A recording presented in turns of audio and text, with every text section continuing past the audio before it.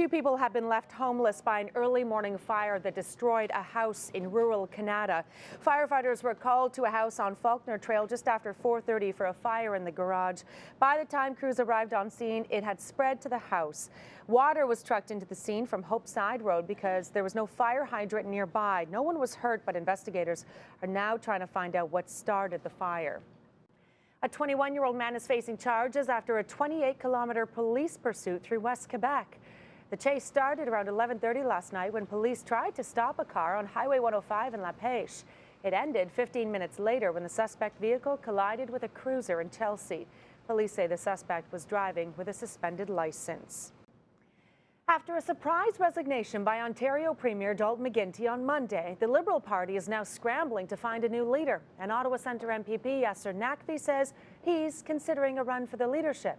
Reporter Melissa Lam is live in the newsroom with more on this. Melissa. Well, Annette, to consider running for the leadership, Yasser Naqvi has stepped aside as president from the Ontario Liberal Party. His wife, who is vice president of communications for the party, has also stepped down. Now, Naqvi has been the president of the party since 2009. He was elected to a third term just last month. In that role, he was in charge of setting up for the convention to select a new leader. Now, Naqvi was first elected into Queen's Park back in 2007 and is currently the MPP for Ottawa Centre. Now, the Liberal Party officials will meet this week to decide when to hold a leadership convention to replace Dalton McGuinty, and they will also likely discuss the rules. Annette? Okay, thanks, Melissa.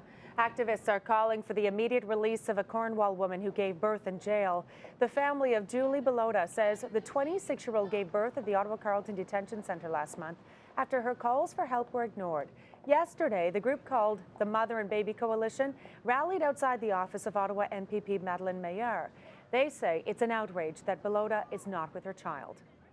Julie Belota has only held her baby boy once in the ambulance on the way to the hospital immediately after she gave birth. Shame. Shame!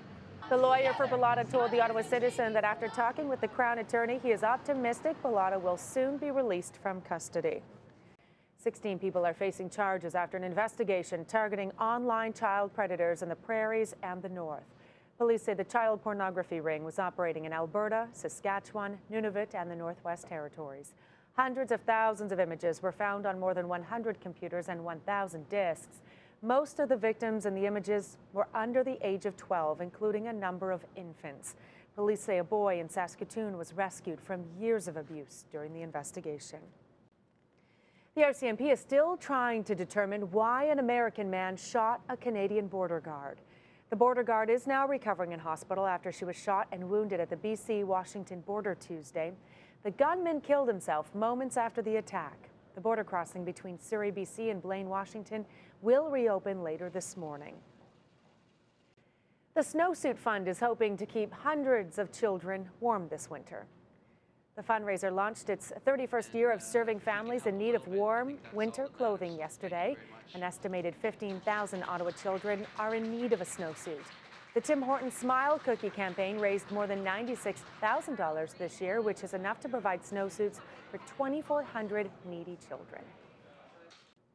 And we have an update for you now on the 2012 Ottawa United Way campaign. So far, your generosity has helped to raise $6,470,000. The goal, Jeff, this year, $30 million. So there it is. We'll get there. I like that. We'll get there.